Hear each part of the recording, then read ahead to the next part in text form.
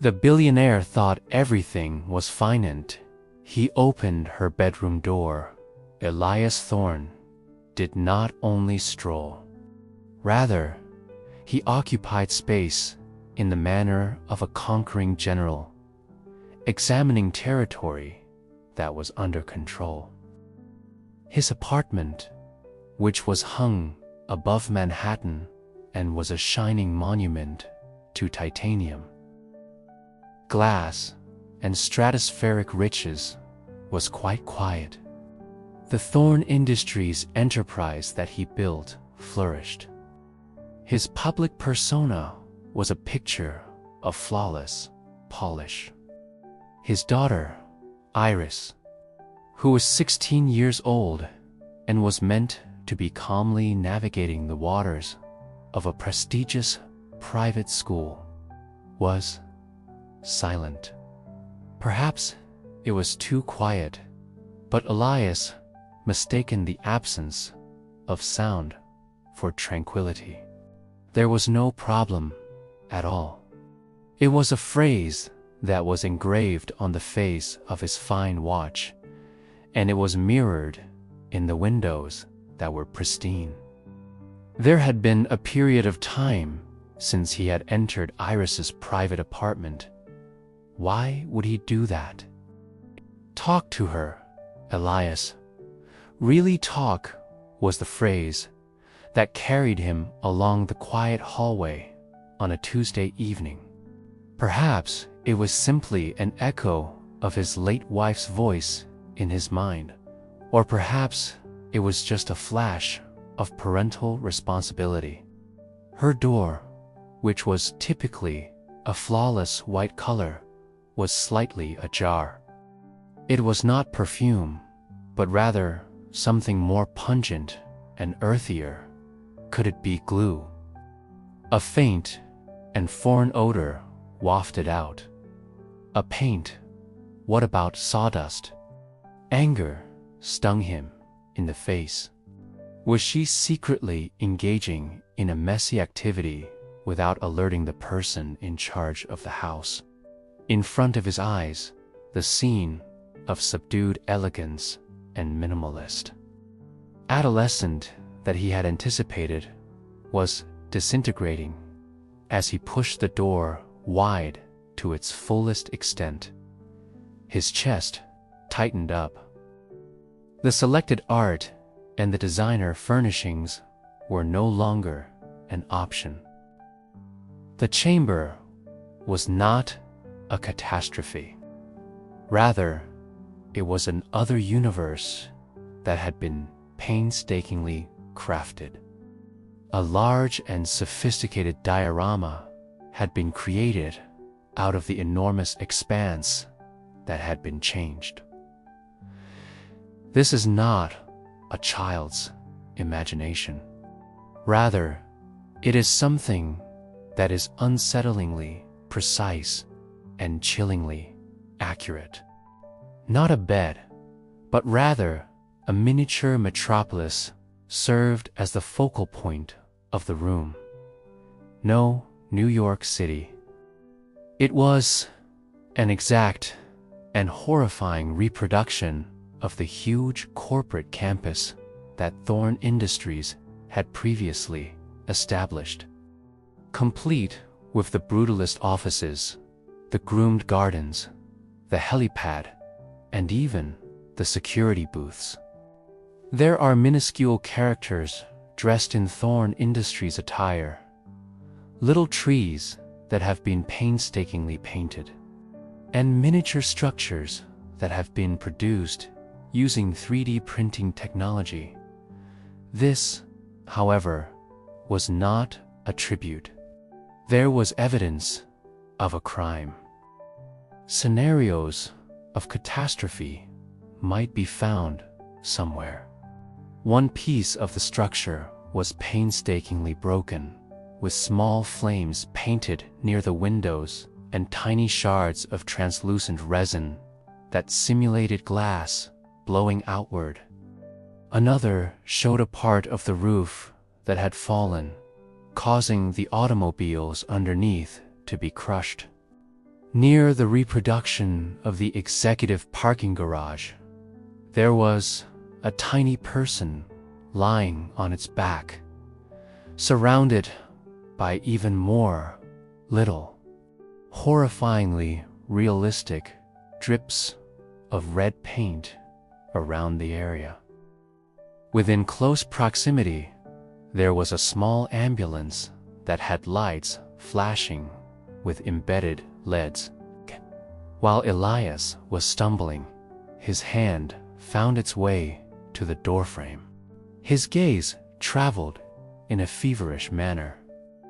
After then, he caught a glimpse of her. Iris was engulfed in the concentrated light of an Architect S lamp as she sat in a cross-legged position within the heart of the commotion. There was no game going on. She was working.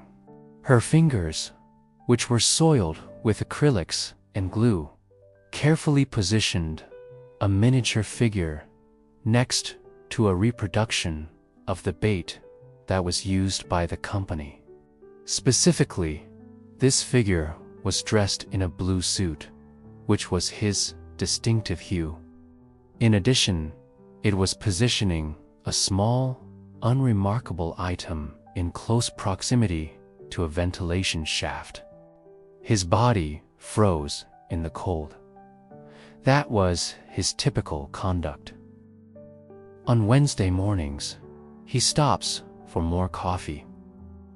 It was a weakness that his own security team had identified and apparently patched over the previous quarter. And it was the ventilation shaft. How did she get to that conclusion? Iris, typically, he would issue commands, but his voice was a dry rasp. She didn't make a leap. In a methodical and slow manner, she set the little figure down and then turned around. She looked into his eyes, which were the same shocking shade of blue as her mother's.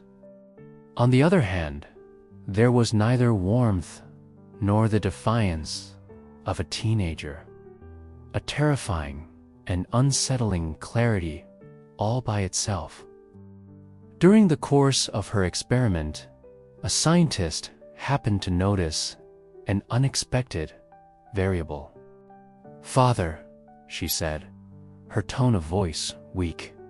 "You're home early. What?" The small catastrophe that surrounded her was the subject of his hopeless motion before him. "What is all this?" "It's clarity," she remarked in a straightforward manner. It was a tablet that was lying next to her, and its screen was shining. She snatched it up. At the push of a button, a complicated diagram materialized, which included construction plans for Thorn Tower, alarm systems, HVAC layouts, and security patrol routes. Elias was able to identify the files promptly, and they were encrypted with the greatest possible levels of corporate security. It should be difficult to access these files from any location other than the executive server room. At the same time, he repeated, "Clarity," with a mixture of skepticism and a growing, nauseating terror. "You buried yourself in this when Mom passed away," Iris said, her eyes remaining unmoved throughout the conversation. She showed her disdain for the little corporate hellscape by gesturing with her hand. "Were you under the impression that purchasing me goods and putting me in this golden cage was sufficient? Due to the fact that I was silent, you believed that I was fine. You never inquired as to it." The tablet was tapped once more by her. There was a local report about a chemical spill that occurred at a Thorn Industries subsidiary factory 3 years ago. But the legal team quickly buried it. A news archive surfaced showing the story. Someone had told Elias that it was an accident. Impact is negligible, minimal. The first breach in Iris's cold composure was the sound of her hissing. She pointed to a piece of her diorama, which was a little residential neighborhood located next to the factory that replicated the one. With little oxygen masks covering their faces, miniature individuals were laid out in beds. Young children with pale faces that have been painted. Mrs. Gable passed away a month ago. Respiratory failure. Regarding phenomenal effect report that was disregarded, it was directly linked to the leak. Where is Chloe, her granddaughter? When I was at St. Bridget's, she was the only true friend I had. Prior to you removing me from the house after my mother passed away, you isolated me for my own good. Elias experienced a tilt in the floor. That report that was censored. The tranquil community in question. The manager of the factory assured him that the catastrophe had been controlled. Deceptions due to the fact that the quarterly forecasts were exceeded. He had accepted all of the falsehoods. This, Iris said, as she ran her palm over the tableau, is not your imagination. Consequence is the word. That is the probability. Each and every weakness that your costly consultants fail to notice. Each and every corner was cut. Minimal influence was assigned to each and every existence. I mapped it out. I looked into it.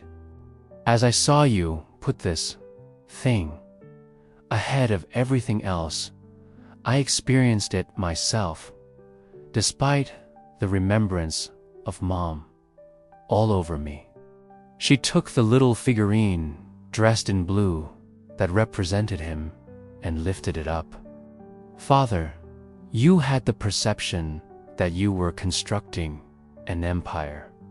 Empires that are based on silence and secrecy, however, have foundations that are made of sand.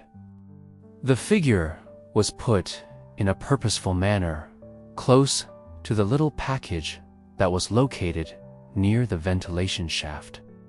I was in need of seeing it to make contact with it. Must comprehend the fact that everything is really delicate. Exactly how delicate you are in reality. The magnitude of the situation engulfed Elias Thorn. There was more to his flawless world than merely a break in it. His surroundings was precisely regulated. Restored in miniature, it lay in ruins at his daughter's feet, having been painstakingly restored. This was not a state of tranquility. Rather, it was a profound and penetrating observation. Her room was not a safe haven. Rather, it was a battleground constructed out of her feelings of loss and disappointment. What she had been doing was not avoiding the world. Rather, she had been analyzing it. Suddenly, the smell of glue and paint had a poisonous quality to it. It was not a tranquil stillness. Rather, it was the hush that preceded a bomb that had been methodically prepared. As he gazed at his daughter, He saw not a kid, but a terrifyingly sophisticated and terribly wounded tactician who understood his every weakness and every transgression, laid bare in horrific, tiny detail. This was the first time in years that he had actually looked at his daughter. Was there no problem at all? The idea caused him to feel a little queasy. A door to a bedroom had not just been opened by him. By accident, he had discovered the proof of his own collapse, which had been painstakingly created by the one person whom he believed he had protected by ignoring that person. With a sudden sense of precariousness, the empire seemed to be balanced not on the values of steel and stocks, but rather on the delicate and fiery heart of a daughter that he had failed to notice. Her eyes were filled with a terrifying clarity that was not only an indictment, rather, it was a judgment. Furthermore, the statement had only started to be said. The beautiful world he had created had not just disintegrated. Rather, it had been painstakingly dismantled, piece by piece. In a dollhouse that had been made out of the ruins of his decisions.